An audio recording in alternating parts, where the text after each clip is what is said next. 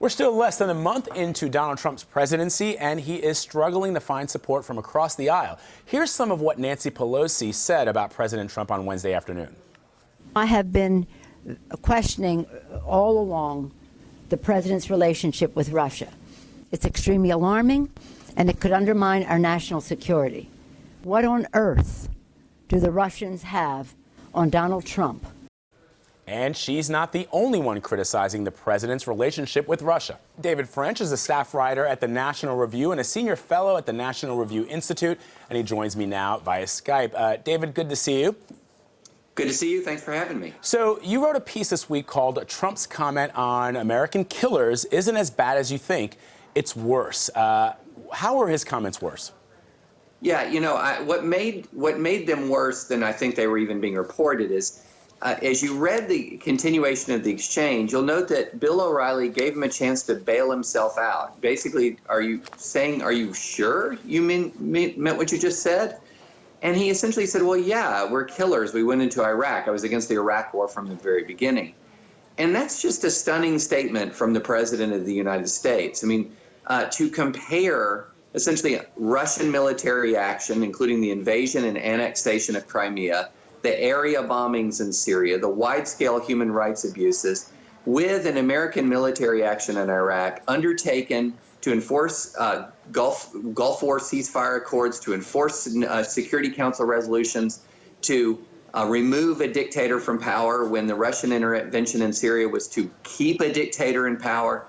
There's just no comparison between those two things. It reminds me of the William F. Buckley famous quote from the Cold War: to compare the CIA and the KGB is to say that two men are the man who pushed a woman out of the way of the bus and a man who pushed a woman into the way of the bus are exactly the same on the basis that they both pushed a woman.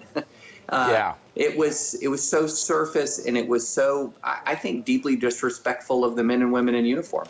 And in fact, the president has been criticized for his remarks from lawmakers on both sides of the aisle. Here's what John McCain had to say about it this week.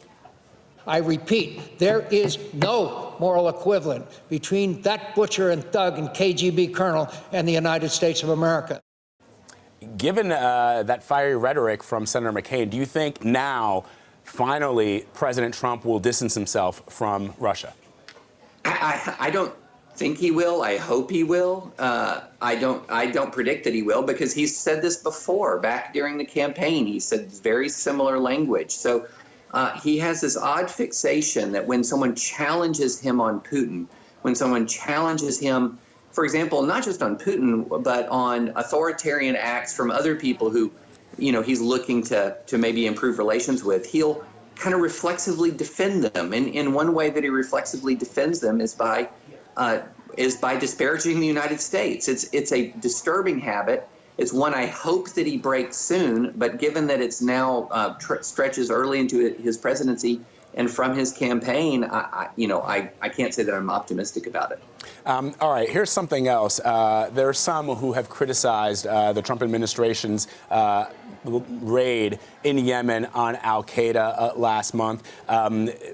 There are people who say that the administration continues to categorize that raid as a success. Obviously, we lost a valued member of Team SEAL 6 during that raid. The Trump administration says they gained valuable intelligence, and now we're learning that the government of Yemen has withdrawn permission for the U.S. to launch special operations ground missions inside that country, but Yemeni officials have or later denied that anything drastic had changed. You wrote a piece that is entitled "Don't Believe Claims That Trump Botched the Yemen Raid." Why do you say that? Well, you know, in my experience in Iraq, raids like this were not uncommon. And when you have a raid, you don't often have, and you don't always have, perfect intelligence, particularly when you're moving into a foreign country where you don't have a large footprint on the ground. And in Iraq, we had a large footprint on the ground, and sometimes our intelligence was still wrong. In Yemen, we have a very light footprint. But in spite of that fact, they accomplished the mission's objective. And the civilian losses that resulted were in large part the result of enemy tactics that we've seen all over the Middle East and all over the Southwest Asia, using women and children as human shields. That's one reason why civilian casualties are so high. So it struck me that this was not so much a botched raid, it's just war. And in war, the enemy gets a vote. And it's always dangerous. It's always messy. And we can't think of our special forces as supermen who can, so long as a president's made the right call, just swoop in, accomplish their mission, swoop out with no casualties, or the only casualties are the enemy. That's just not the way it works. David, finally, with regards to the Yemen raid, the executive order on immigration, there is an article that you've written which you discuss the 5 myths of the debate over Donald Trump's refugee executive order. One of those myths, the executive order will make America more dangerous. You call that a myth, but the former CIA director under President George W. Bush, Michael Hayden, says it arguably made us less safe. How do you respond?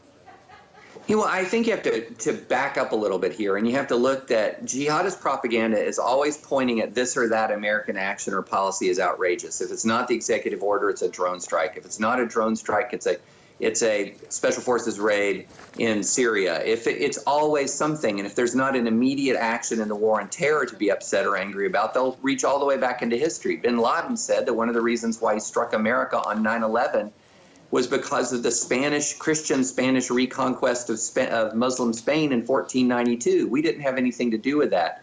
The hatred of the United States and the recruitment of jihadists to arm themselves and to sometimes kill themselves in the fight against the United States is deeply rooted in history and theology.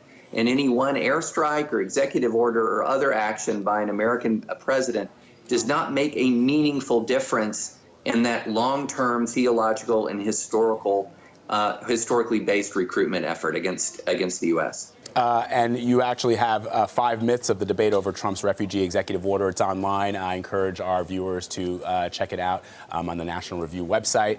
David French, as always, thank you so much for stopping by. We appreciate it, or at least coming in to us via Skype. Well, thanks so much for having me. I appreciate it very much.